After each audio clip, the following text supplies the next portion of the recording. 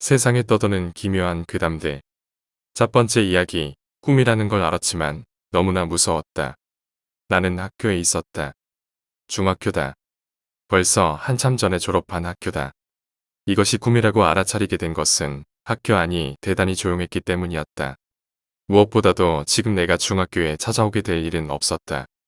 어쩐지 기분이 조금 나빴지만 녹색의 복도나 걷고 있으면 삐그덕 소리를 내는 교실은 향수를 불러 일으켰다. 잠시 동안 어슬렁거리고 있는데 복도 구석에 있는 화장실이 눈에 띄었다.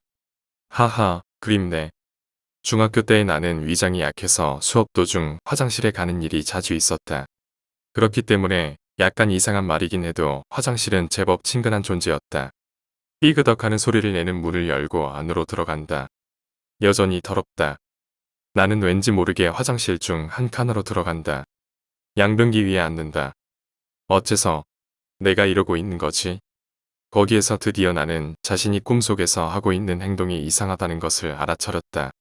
도대체 왜 나는 꿈속에서 화장실 칸에서 혼자 들어 앉아 있는 것인가? 점점 공포감이 밀려왔다. 무섭다. 무서워. 왜 내가 화장실 같은 곳에 들어와 있는 거야? 가벼운 패닉 상태에 빠져 두리번 주변을 둘러봤다. 그러자 움직인 그 순간 바스락하는 소리가 윗옷의 주머니에서 들렸다. 무엇인가 싶어서 꺼내보니 그것은 별로 특별한 것은 없는 일장의 쪽지였다. 꾸깃꾸깃 접혀 둥글게 되어 있었다. 열어본다. 거기에는 내 글씨체로 이렇게 써져 있었다. 으드득, 으드득, 으드득, 으드득. 의미를 모르겠다. 원래 글씨를 잘 쓰지 못하는 나지만 거기 써 있는 글자는 평소보다 더 지저분하고 대단히 초조하게 쓴 것 같은 느낌이었다. 고개를 갸웃하며 의아해하고 있는데 화장실 가장 깊은 곳에 있는 칸에서 소리가 났다. 깜짝 놀랐다. 아무도 없다고 생각하고 있었는데 소리는 끊길 듯 끊기지 않으며 계속되고 있었다. 그 소리에 귀를 기울이니 으드득, 으드득. 심장이 터져버릴 것 같았다. 으드득, 으드득. 종이에 써져 있던 것과 같다. 그러나 이 소리가 무엇인지는 도저히 짐작이 가지 않았다. 단지 확실한 것은 무엇인가 가벼운 느낌이 아닌 어쩐지 무거운 느낌의 소리라는 것이었다. 나는 정말로 도망치고 싶은 기분이었지만 어째서인지 벽을 기어 올라 위에서 소리가 나는 칸을 엿보기로 했다. 물론 세심하게 주의를 해서 소리가 나지 않도록 했다. 나는 보았다. 내가 있던 칸의 옆에서 소리가 나고 있었다. 모두 볼 수는 없었지만 소리를 내는 것이 인간인 것은 알았다. 그것도 여자아이다. 검은 머리카락에 단발머리. 마치 어릴 적 괴담의 화장실의 하나코상의 이미지 그대로다. 머리카락에 가려져서 무엇을 하고 있는지는 보이지 않았지만 그 아이가 머리를 위아래로 움직일 때마다 그 으드득 으드득 난 소리가 울렸다. 나는 내가 이런 용기를 가지고 있었나 싶을 정도로 큰 용기를 내서 더욱 몸을 가까이 했다. 그리고 소녀가 방금 잘려나간 사람의 목을 두개골까지 으드득 으드득 소리를 내고 먹고 있는 것을 나는 보았다. 나는 절규했다. 더는 이렇게 있을 수 없다. 잡아먹힌다. 화장실 문을 차 부수고 거기에서 뛰쳐나왔다. 발이 엉클어져서 소변기에 얼굴을 쳐박았지만 그것이 문제가 아니다. 뒤돌아보면 가장 깊은 곳에 있는 칸의 문이 서서히 열리고 있다. 위험해, 위험해. 전력으로 질주해 화장실을 나가 계단으로 내려간다. 모교였기 때문에 학교 내의 지리는 확실히 알고 있었다. 내가 있는 곳은 3층. 계단을 한 번에 3~4칸씩 뛰어내려 곧 1층에 도착했다. 거기에서 나는 이상한 광경을 보았다. 신발장 근처에 한쪽 발이 없는 소년이나 기모노를 입은 여자아이. 그것 이외에도 요괴 같은 느낌의 기분 나쁜 녀석들이 우글우글하고 있었다. 그렇지만 그 녀석들은 이상한 눈초리로 쳐다볼 뿐 저기는 없는 것 같아서 내게 덤벼들거나 하지는 않았다. 나는 한숨을 내쉬고 안심하며 학교를 벗어나 정문으로 달려나갔다. 첫 번째 문에는 열쇠가 걸려 있어서 나갈 수가 없었다. 두 번째도, 세 번째도, 네 번째에도 열쇠가 걸려 있었다. 하지만 다행히도 오래된 자물통이어서 발로 걷어차니 부서지면서 문이 열렸다. 살았다. 해낼 수 있었어. 살았다. 해낼 수 있었어. 내가 말했지만 이상한 기분이었다. 왜 밖에 나왔는데 해낼 수 있었다고 말한 거지? 그리고 이 순간 드디어 나는 기억해냈다. 나 이 꿈 전에도 꾼 적이 있다. 그랬다. 전에 한번 이것과 똑같은 꿈을 꾼 적이 있었다. 그 으드득이라고 적은 종이도 이전의 꿈에서 내가 쓴 것일 것이다. 이 문을 나가서 바로 오른쪽에 펜스를 베어내서 만든 것 같은 간단한 문이 있다. 전의 꿈에서는 거기를 넘은 순간 잠이 깼다. 그렇기 때문에 꿈이 깨기까지 얼마 남지 않은 것을 알고 있었기 때문에 해낼 수 있었다라고 한 것이다. 이젠 으드득 녀석이 쫓아온다고 해도 전력으로 달리면 결코 잡히지 않을 자신이 있었다. 그렇게 생각하고 나는 문 쪽으로 돌아섰다. 온몸이 굳어버렸다. 내가 기억하고 있던 때의 그 문은 언제나 열려져 있었다. 그런데 지금은 닫혀 있었고 게다가 무거운 자물쇠까지 걸려 있었다. 거짓말이야. 발 보지 말라고. 나는 까맣게 잊고 있었던 것이다. 최근 초등학교나 중학교에 안 좋은 일이 많이 일어나면서 등하교 시간 외에는 모든 문을 닫아두게 된 것이다. 내가 전에 이 꿈을 꾸었을 때는 아직 그런 규칙이 만들어지기 전의 일이었다. 그러므로 문이 활짝 열려 있었던 것이다. 나는 어찌할 바를 몰라 하늘을 우러러 보았다. 그런데 화장실의 창문에서 누군가 이쪽을 응시하고 있다는 것을 알아차렸다. 으드득과 눈이 마주쳤다. 소름이 온 몸에 끼쳤다. 몸의 모든 털이 곤두서는 느낌. 등골이 언 것 같이 차가웠고 체온도 급격하게 떨어졌다. 도망쳐야 해. 나는 어쨌든 달렸다. 저놈에게서 조금이라도 도망치지 않으면 안 됐다. 거기에서 나는 기억해냈다. 확실히 급식실 쪽에 식재료를 싣고 오는 차가 들어오는 문이 있다. 그것은 상당히 낮으니까 기어 올라갈 수 있을 것이었다. 그쪽으로 무작정 달려갔다. 확인하지는 않았지만 바로 뒤에 으드득이 있는 것이 느껴졌다. 게다가 나보다 빠르다. 50m도 남지 않아 곧 따라잡혀 버릴 것만 같았다. 이제 더 이상 어떤 감각도 느껴지지 않았다. 단지 달리고 문이 보이고 그것에 온몸을 던져 기어가듯 몰랐다. 마지막에는 굴러떨어지듯 문 밖으로 온몸을 내던졌다. 해낼 수 있었다. 이번에야말로. 그렇게 생각했다. 까닭은 없었다. 단지 절대적으로 자신이 살아났다는 안심이 있었다. 나는 뒤를 돌아 학교를 바라보았다. 으드득과 어느 정도 떨어져 있었던 것인지를 확인하고 싶었다. 뒤돌아본 순간 나는 다시 간담이 서늘해졌다. 으드득과의 거리는 떨어져 있다고 말할 수 없을 정도로 가까웠다.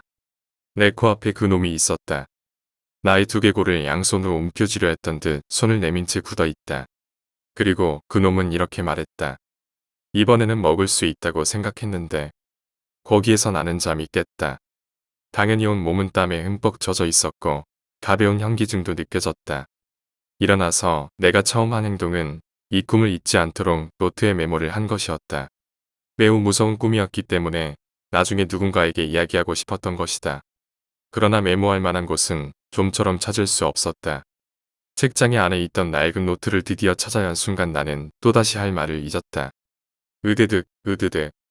노트의 마지막 페이지에는 확실히 그렇게 써 있었다. 나는 공포에 질린 나머지 잠시 동안 움직일 수 없었다. 첫 번째의 꿈은 이제 와서는 잘 기억할 수 없지만 꽤 쉽게 도망칠 수 있었던 것 같다. 두 번째는 지금 이야기한 대로다. 그런 세 번째는 생각하는 것만으로 소름 끼친다. 분명히 말해서 다음에 또 저 꿈을 꾸면 달아날 수 있는 자신이 없다. 만약 나중에 신문이나 TV에서 잠을 자던 중 죽어버린 사람 같은 기사가 있으면 그것은 어쩌면 나일지도 모른다. 결코 그런 일은 일어나지 않았으면 좋겠지만. 두 번째 이야기, 후에 전에 살던 아파트에서 있었던 이야기. 파견 사원이긴 했지만 연봉이 괜찮은 곳에 채용되었다. 본가에서 상당히 멀었기 때문에 매일 아침 6시에 일어났었다. 하지만 일찍 일어나는 게 너무 힘들었고 일은 너무 늦게 끝났기 때문에 결국 회사와 본가의 중간 정도의 위치에서 자취를 하기로 결정했다. 새로 결정한 자취집 옆집에는 이상한 녀석이 살고 있었다. 어떻게 이상했냐면 자살을 꿈꾸지만 무서워서 마지막 그 선을 넘지를 못하는 그런 녀석이었다. 아파트에 입주한 첫날은 관리인이 일부러 나에게 경고해주러 올 정도였다. 어떻게 저런 녀석을 안 조져냈을까 싶었다. 관리인이 참 좋은 분이긴 했지만서도 그 녀석의 자살 소동 때문에 참 피해도 많이 입었다. 내가 직접 구급차를 불러준 적도 있다. 여하튼 있었던 일을 순서대로 나열해보자면 1. 일요일 오전에 갑자기 아예야 하고 소리를 질러서 보러 가보면 면도칼로 왼쪽 손목에 얕게 금을 그었다.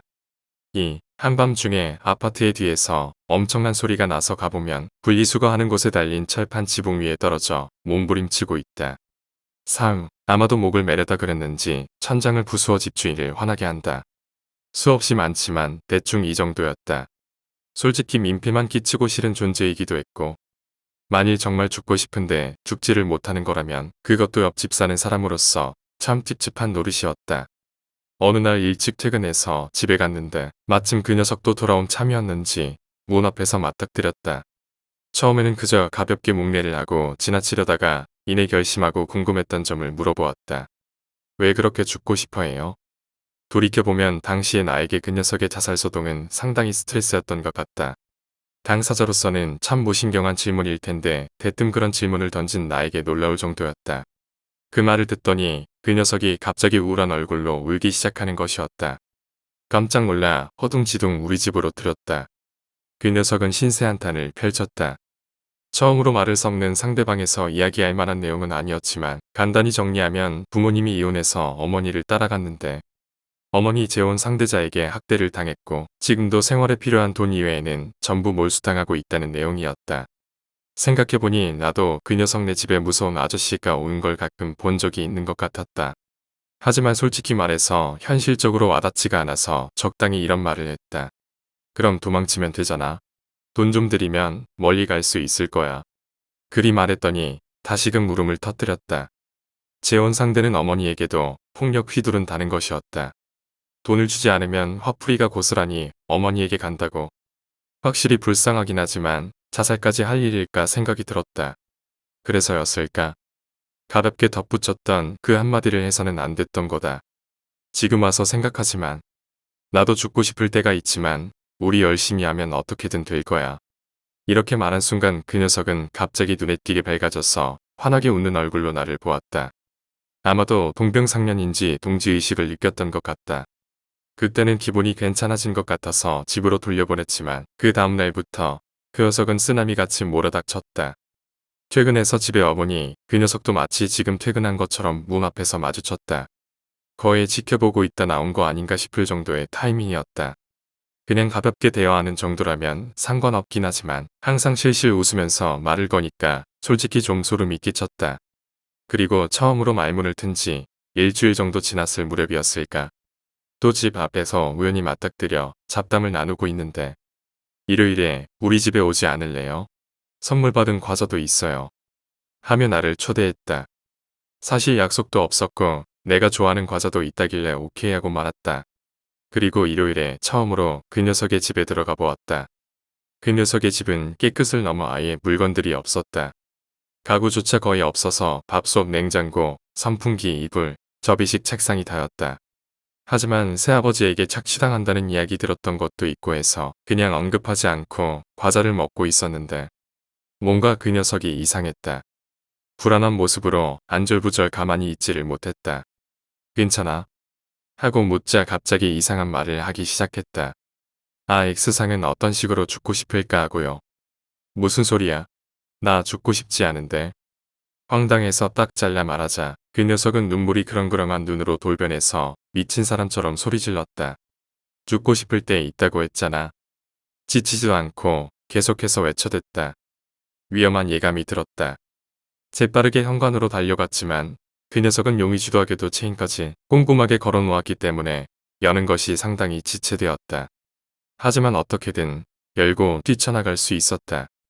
도망가며 그 녀석을 슬쩍 보니 충혈된 눈으로 엄청나게 노려보고 있었다.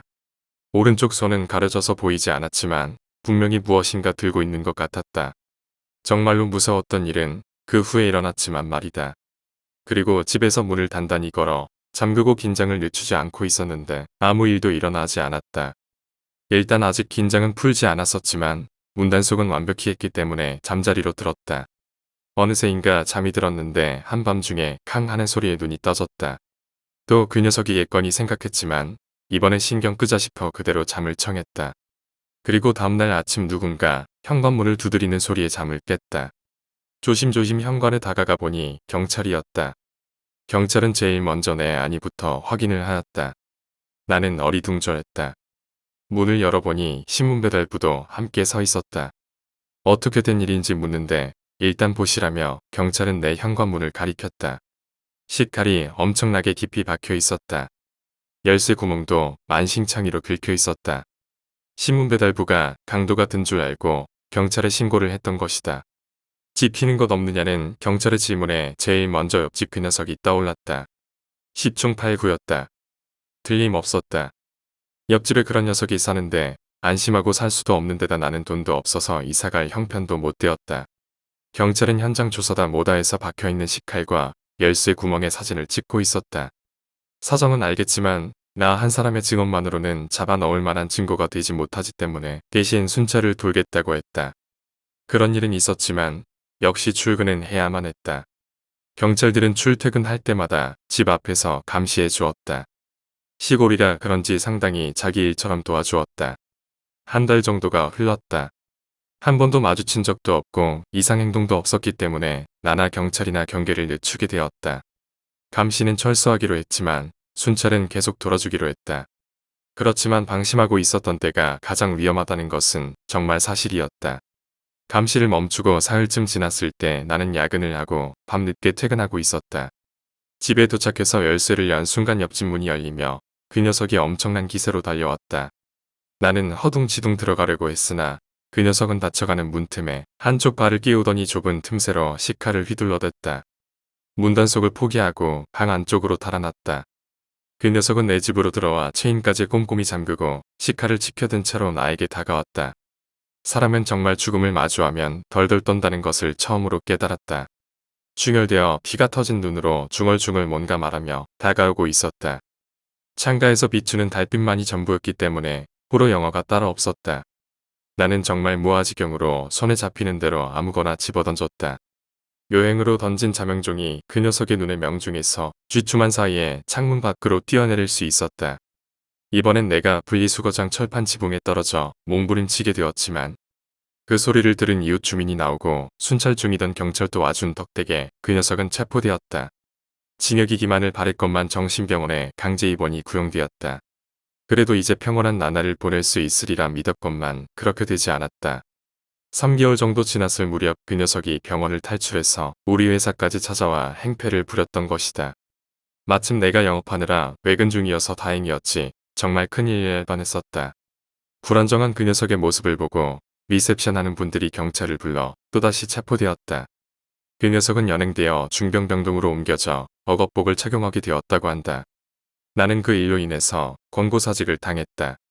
지금은 본가에 들어가서 구직 활동 중이다. 집주인과는 지금도 친하게 지낸다. 가끔 밥 먹으러 만나곤 하는데 그때 들은 이야기로는 그 녀석이 식사 시간에 혀를 깨물고 죽었다고 했다. 정신병원에서 정보가 밖으로 셀 리가 없겠지만 만약 그 소식이 정말이라면 그 자살 희망자를 드디어 성공하게 만든 것은 내가 아닐까. 서투른 호의는 역효과를 불러온다는 교훈을 얻은 사건이었다. 세 번째 이야기, 익사체. 무섭지 않을지도 모르지만 지워버리고 싶은 기억이다. 아주 예전에 혼자서 바닷가 마을로 여행을 떠난 적이 있었다. 시기적으로 해수욕의 계절이 아니었기에 민박집에는 나 이외의 손님은 없었다. 조용한 밤이었다. 나는 한 손에 캔 맥주를 들고 밤바다로 나왔다. 도로와 해변을 연결하는 콘크리트 계단에 앉아 바다에서 불어오는 바닷바람을 맞으며 파도 소리가 반복되는 어두운 바다를 바라보고 있었다. 생활 속에서 지긋지긋했던 일들도 있고 해서 센티멘탈한 기분으로 생각에 잠겨 있었다. 그때 파도에 밀려 시꺼먼 덩어리 같은 것이 밀려들어왔다. 커다란 생선처럼 보여서 가벼운 마음으로 그 거뭇한 덩어리에 다가가 보았다. 바닷바람에 섞여 썩은 내가 나서 그 정체를 깨달았다. 익사체였다. 경찰을 불러와야 할까? 아니야. 우선 민박집에 알리는 게 좋을 거야. 당시에는 지금처럼 휴대폰이 보급된 시절이 아니었다. 공중전화가 어디 있는지 파악되지 않는 해안가였기 때문에 나는 어찌할 바를 모르고 망설이고 있었다. 그 순간 익사체가 일어섰다. 움직일 리가 없는 익사체가 뜻밖의 속도로 온몸에서 뚝뚝 알 수 없는 액체를 흘리면서 내가 있는 곳을 향해 걸어왔다. 간이 콩알만해지는 느낌이었다. 다리에 힘이 풀려나는 모래사장에 주저앉고 말았다. 가로등에 비춰지는 익사체는 여기저기 썩은 고기 조각이나 작은 생물 같은 것이 뚝뚝 떨어지고 있었다. 개나 새우도 떨어졌을지도 모른다. 가장 선명하게 기억에 남았던 것은 모래 위를 퍼덕이는 자그마한 물고기였다. 익사체는 내 앞에 멈춰섰다. 그리고 패닉으로 움직이지조차 못하는 나의 입을 미끌미끌한 손가락으로 강제로 열었다. 머리카락이 드문드문 남아있는 끈적끈적한 머리통을 내 입속으로 밀어넣었다. 도대체 어떻게 가능했는지 모르지만 머리뿐만 아니라 어깨팔까지도 내 입속으로 들어왔다. 서늘한 감촉이 목구멍을 통과하여 뱃속으로 모여드는 것이 느껴졌다. 때때로 단단한 것이 지나가는 느낌이 났지만 나는 그것이 뼈가 아니라 익사체가 달고 있던 갑각류의 한 종류일 것이라고 생각했다. 악취에 대한 기억이 없는 걸 보면 공포로 호흡을 멈추고 있었을지도 모른다. 익사체는 물리법칙을 무시하고 주룩주룩 내 입속으로 들어갔다. 허리께까지 들어갔을 때 나는 문득 정신을 차렸다. 필사적으로 저항했다. 일단 마구 몸부림쳤다. 기억나는 것은 그 익사체의 내부의 감촉이었다. 뼈다운 뼈도 없이 두부 같던 감촉. 엄청난 썩은 내가 풍겨왔다. 입을 다물고 싶었지만 다물 수가 없었다. 혓바닥이 움직이면서 미묘하게 시큼한 맛이 났다. 언제까지 몸부림쳤던지 기억이 나지 않는다. 어느새부터인가 내 기억은 끊기고 말았다. 아마도 기절하지 않았을까 싶다. 의식을 되찾았을 때 나의 온몸은 얼음장 같았다. 계속 바닷바람을 맞았기 때문일 것이다. 모래사장에서 일어나 머릿속이 정리되기를 기다리면서 한동안 멍하니 있었다. 주위에 그 익사체는 없었다. 해변에는 익사체에서 뚝뚝 떨어지던 고기 조각도 생물체도 그 어떤 흔적도 남아있지 않았다. 꿈이었을까? 하지만 그 생생한 감촉은 선명하고 강렬히 남아있었다. 메쓱메쓱거려 나는 그 자리에서 토했다. 꿈이었다 할지라도 그 경험은 견디기 힘든 불쾌한 장면이었다. 민박집에서 대접받았던 요리를 남김없이 해변에 토해내고 눈물이 어린 눈으로 그 흔적을 바라보았다. 나의 토사물 속에서 일부분이 움직이고 있었다. 아니, 일부분이 아니었다. 군데군데 무엇인가가 움직이고 있었다. 나는 그 시큼한 냄새를 참아가며 얼굴을 가까이 하여 그것을 보았다. 귀에 범벅이 된 몇 마리의 갯강구였다. 내가 기절한 사이에 갯강구가 입으로 들어갔나? 그럴 수가 있나? 아니면 익사체가 내 입에 들어갔던 게 현실이고 익사체에 달려있던 갯강구가 위에 남아있던 것인가? 몇 배의 불쾌감이 나를 관찰했다. 더 이상 토할 것이 없는데도 나는 계속해서 토했다. 내장을 뱉어낼 정도로 토했다. 아니 내장을 다 빼버리고 싶었다. 내장을 꺼내서 씻고 싶은 기분이었다. 갑자기 전등 불빛이 나를 비추었다. 누군가 걱정스럽다는 듯이 말을 걸었다. 민박집 사장님이었다. 밤에 산책을 나간 후 돌아오지 않는 내가 걱정이 되어 찾으러 나왔다고 했다. 나는 울면서 지금 일어난 일을 이야기했다. 이야기하면서 2번 정도 토했다. 더 이상 아무것도 나오지 않았다. 어쨌든 나는 민박집으로 돌아와 몸을 씻었다. 그 무렵에는 나도 이미 침착을 찾았었다. 문국장에서 나와보니 사장님이 연락을 취한 건지 2명의 경찰관이 나를 기다리고 있었다. 나는 경찰관들에게 해변에서 있었던 일을 이야기했지만 그다지 믿는 기색이 없었다. 경찰 측에서도 이미 해변 쪽을 확인해 보았지만 토사물 이외에는 별다른 이상이 없었다고 했다. 일단 밤이 깊었기 때문에 경찰관들은 돌아갔고 나도 잠을 청했다. 비정상적인 체험을 하고 난 후라 잘 수 있을 것 같지 않았지만 체력 소모를 해서 그런지 뜻밖에도 죽은 듯이 잠이 들었다. 다음날 걱정스러워 보이는 사장님에게 아침밥은 드리지 말아달라고 부탁했다. 먹어도 위가 받아들일 것 같지 않았다. 나는 다시 한번 경찰 측과 현장을 확인하러 가봤지만 익사체의 흔적은 전혀 없었다. 밝은 모래사장에서니 어젯밤의 기억에 확신이 없어졌다. 갯강구는 얼마든지 있기 마련이었다. 결국 나는 만취한 나머지 해변에서 환각을 본 것으로 마무리되었다. 캔 맥주를 마셨기 때문이라는 것이다. 나는 경찰의 태도에 불만을 제기할 힘도 없었다. 나는 그대로 그 마을을 떠났다. 지금도 가끔 떠올린다. 공포체험담을 읽어보면 도망치지 못한 사람이 정신 이상이 된 채로 발견된다거나 하는 패턴이 있다. 그중 몇 명은 체내에 무엇인가가 들어갔기 때문에 정신이 이상해지는 경우는 없었을까? 나는 어떻게든 제정신을 유지할 수 있었지만 똑같은 일을 한 번 더 겪게 된다면 견딜 수 없을 것 같다. 이렇게 말해도 될지 모르지만 확실하게 미칠 자신이 있다. 아니, 미치는 게 더 편할 것이다. 그 후로는 바닷가에 접근하지 않는다. 바닷바람만 맞아도 그날의 기억이 되살아난다. 당연히 생선은 입에도 대지 않는다.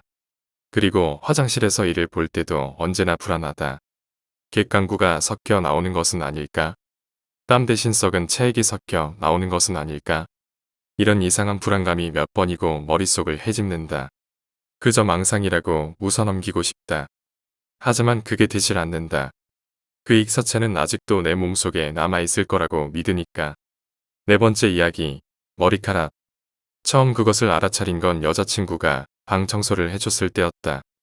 나는 정리정돈을 잘 못하는 성격이라 좁은 자취방 안은 쓰레기, 봉투와 온갖 쓰레기로 가득 메워진 정신없는 꼴이었다.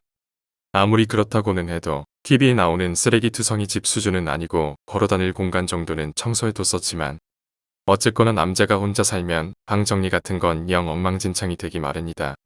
결국 종종 방에 여자친구가 찾아와 청소를 해주곤 했던 것이다. 그날도 평소처럼 나는 여자친구와 함께 방 청소를 하고 있었다. 나는 그녀와 반대쪽에서 청소를 시작했다. 책이나 소품을 책장이나 책상에 가지런히 정리하고 가끔 그녀가 잡동사니를 들고 오면 필요한 건지 아닌지를 말해주는 사이 어느새 방은 조금씩 정돈되고 있었다. 그리고 그때 여자친구가 그것을 발견했다. 저기. 그녀가 가리킨 것은 잡지와 비디오 테이프 같은 것에 가려있는 콘센트 안쪽이었다.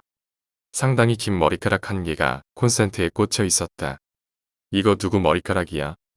나에게 친구라곤 남자밖에 없다는 걸 아는 터라 여자친구는 나를 의심의 눈초리로 쏘아보았다.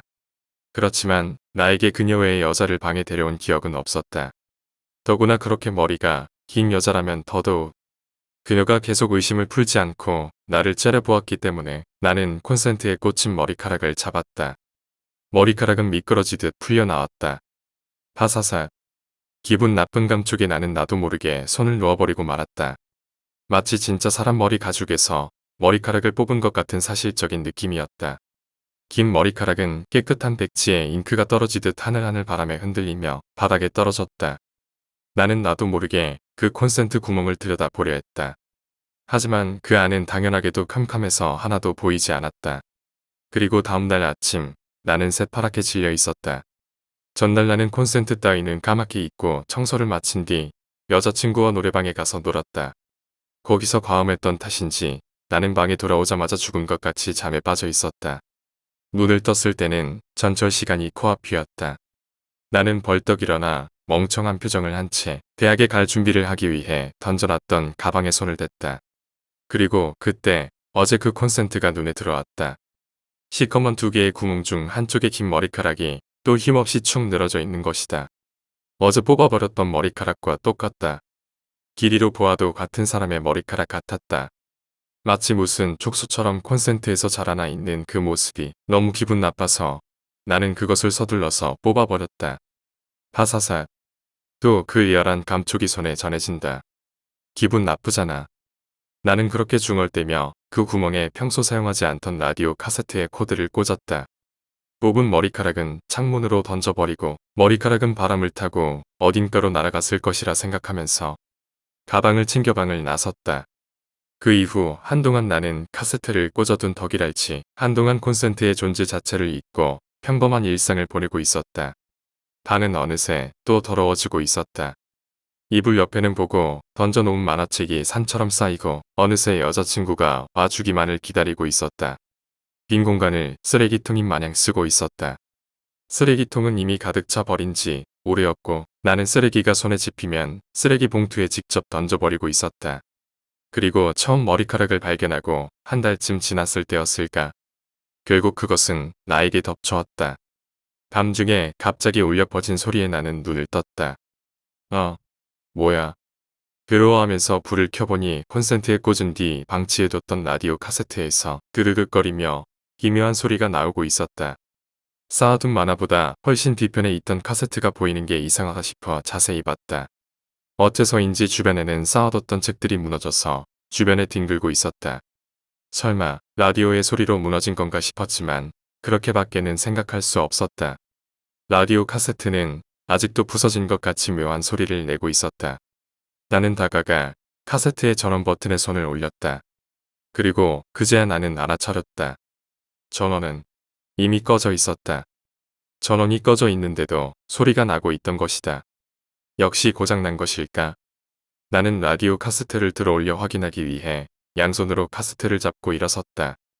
화재 하고 기분 나쁜 감촉이 느껴진다. 그리고 나는 그대로 입을 떡 벌려야만 했다. 라디오 카세트 뒤 편의 콘센트에 사람 한 명 수준의 머리카락이 휘감겨 있었던 것이다. 머리카락이 코드에 덩굴처럼 얽혀서 삐걱대고 있었다. 눈으로 살펴보니 그것은 콘센트의 한쪽 구멍에서 자라나고 있는 것 같았다.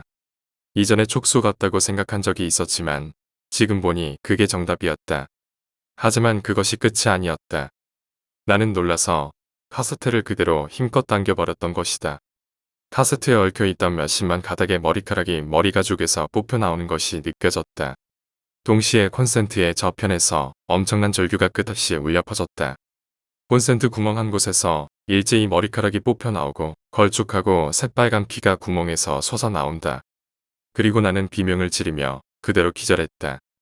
정신을 차렸을 때 방 안은 피투성이가 되고 머리카락이 여기저기 흩어져 있는 끔찍한 모습이었다. 나는 방을 깨끗이 청소하고 그날 바로 방에서 나왔다. 마지막으로 보았을 때 그 콘센트에는 여전히 머리카락 한 가닥이 촉수처럼 길게 늘어져 있었다. 5번째 이야기. 큐브. 9년 전의 체험. 그것은 내가 어느 보험회사에 입사해서 3년째가 된 직후에 일어났습니다. 나는 계장이었고 내 밑에는 4명의 부하가 있었습니다. 그중 3명 I군, B군 Y씨는 일주일에 2번씩 언제나 함께 술을 마시러 갈 정도로 친했습니다. 다른 한 사람은 이야기와는 상관없기 때문에 소개하지 않겠습니다. 그날도 우리는 4명이 함께 단골 술집에서 술을 마신 뒤 더치페이로 계산을 하고 돌아가는 길이었습니다. 갑작스레 I군이 정확히 사과 한 개 정도가 들어갈 크기의 나무 상자를 꺼냈습니다.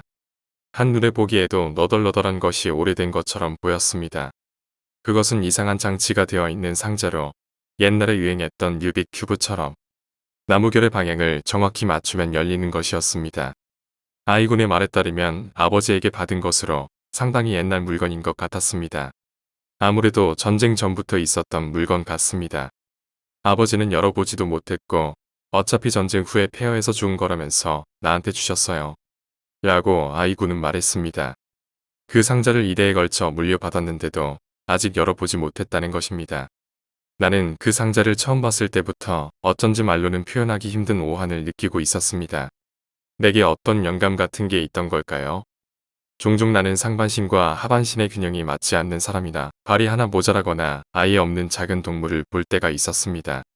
그래서 나는 D군과 Y씨가 교대로 그 나무 상자를 열려고 시도하는 것을 보며 왠지 모르게 조마조마하고 있었습니다. 그 상자가 열려버리는 것을 내 영감이 두려워하고 있던 것 같습니다. 결국 그날 그 나무 상자는 열리지 않았습니다. 가게를 나서고 택시를 잡을 때까지 5분 정도밖에 걸리지 않았으니 시간상으로도 무리였습니다. 그날은 모두 아무 일 없이 집으로 돌아갔습니다. 다음 날 I군이 전날 나를 제외한 2명이 흥미를 보였던 그 상자를 회사에 가져왔습니다. 점심시간에 책상에 앉아 일을 하고 있는데 내 근처에 3명이 다가왔습니다. 나는 그들에게 사이가 나빠질 각오를 하고 충고했습니다. 그 상자는 열지 않는 편이 좋다고 생각해. I군은 의아한 표정을 지으며 꼭 우리 형처럼 말하네요. 라고 대답했습니다. 하지만 그러면서도 자신이 있다는 듯 꼭 가까운 시일 내에 열어서 보여드릴게요. 라고 말하고 업무를 보고 있던 나에게서 멀어져 갔습니다. 그날 점심시간은 그것 외에 다른 이야기는 하지 않았습니다. 그리고 그날 일이 끝난 뒤 4명이 함께 벚꽃놀이를 가기로 했습니다. 가까운 공원에서 Y씨의 어머니가 보내주신 맑은 된장국을 홀짝홀짝 마시며 벚꽃을 감상했습니다. 그때 T군이 이 멋진 광경을 4명이 함께한 사진으로 찍어두자고요. 라고 말하고 폴라로이드 카메라를 꺼냈습니다. 그래서 유달리 줄기가 굵은 훌륭한 벚나무를 배경으로 삼아 사진을 찍었습니다. 훌륭한 사진이 찍혔습니다. 그렇지만 사진이 어딘가 이상했습니다. 밤이기 때문에 빛이 들어올 리도 없고 열린 장소였기 때문에 플래시가 반사돼서 변색될 리도 없었지만 사진이 어째서인지 전체적으로 얇게 붉은 빛을 띠고 있었습니다. D군은 이런 경우도 있어요. 라고 말하고는 다시 전원이 함께 사진을 찍었습니다. 그렇지만 또다시 같은 현상이 일어났습니다. 기구는 너무 넓은 범위에서 찍어서 쓸데없는 게 들어가는 건지도 몰라요. 필름은 넉넉하니까 한 사람씩 찍죠. 라고 말했습니다. 그래서 나, Y씨, I군, T군의 순서로 사진을 찍게 되었습니다. 먼저 내 사진입니다. 다행히도 사진은 깨끗하게 잘 찍혔습니다. 그리고 Y씨의 사진 역시 잘 찍혔습니다. 문제는 그 다음 차례였던 I군이었습니다. 처음 찍은 사진은 아까 찍었던 것보다 어째서인지 붉은 빛이 강하게 맴돌고 있었습니다. 이상하게 여겨 한 장 더 찍어보니 I군의 주위에 붉은색이 아니라 노란색에 가까운 얇은 비닐 같은 것이 옮겨 붙고 있었습니다. 기분 나빠하면서도 I군은 다시 한번 찍어달라고 T군에게 부탁했습니다. 그리고 찍힌 사진을 보고 T군은 뭐야? 뭔가 이상해. 라고 소리쳤습니다. 우리들은 T군에게 달려가 그 사진을 봤습니다. 사진에는 믿을 수 없는 광경이 찍혀 있었습니다. 셀 수 없이 많은 노란 손이 I군의 상반신의 사방팔방에서 얽혀서 I군의 얼굴은 보이지도 않고 그나마 손이 닿지 않은 하반신도 선명한 붉은색으로 물들어 있었습니다. I군은 이 사진을 보고 겁에 질려서 우리에게 고백을 하나 했습니다.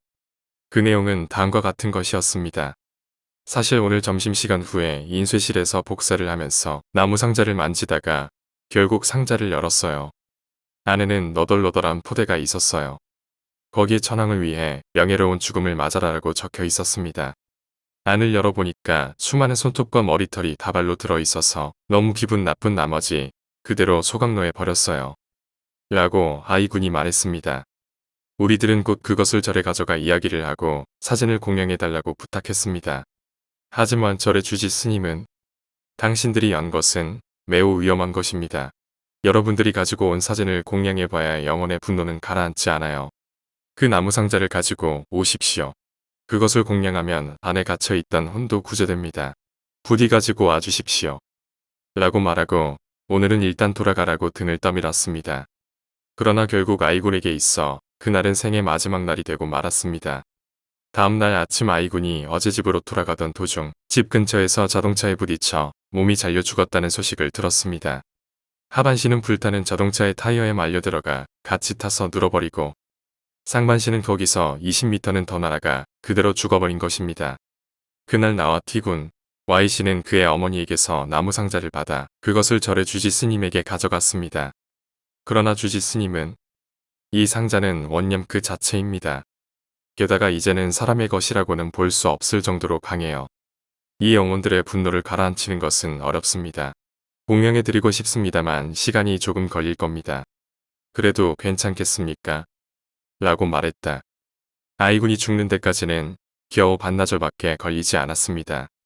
우리들은 그렇게까지 오래 기다릴 수 없다고 생각해서 그저 주지 스님으로부터 신체의 안전을 지켜준다는 독경을 전해 듣고 물러났습니다. 그리고 그해 12월 우리들이 그 상자에 관한 것을 거의 잊어버렸을 무렵 Y씨가 불에 타서 죽었습니다. 화재의 원인은 스토브의 불완전 연소였다고 합니다. 남은 것은 나와 T군뿐. 무서워진 우리는 회사에 전근을 요청했습니다. 일이 일어난 이곳에서 도망치면 영혼들도 우리를 잡지 못할 것이라고 생각했기 때문입니다.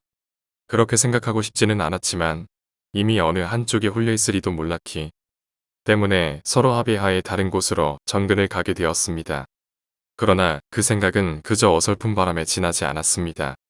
그때부터 9년이 지났습니다. 정말로 악몽 같은 9년이었습니다. T군은 전근 간 뒤 2년 만에 결혼을 했습니다.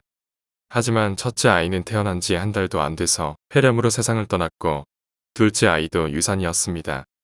그와 동시에 유산으로 인해 T군의 아내 역시 건강이 나빠져 중병을 앓다가 그 사건으로부터 6년째가 되던 해에 세상을 떠났습니다.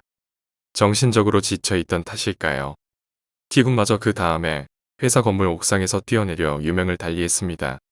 그리고 2년이 지났습니다. 최근 들어 심장박동이 갑작스레 심하게 뛰는 일이 잦아 병원을 찾고 있습니다. 게다가 꿈에 먼저 세상을 떠난 3명의 동료들이 자주 나타납니다. 앞으로 내가 어떻게 될지 나도 모르겠습니다. 마음 같아서는 모든 것이 공포에 의한 스트레스라고 생각하고 넘겨버리고 싶습니다. 하지만 나를 제외한 3명이 모두 세상을 떠났으니 이제 나도 얼마 남지 않은 것일지도 모릅니다.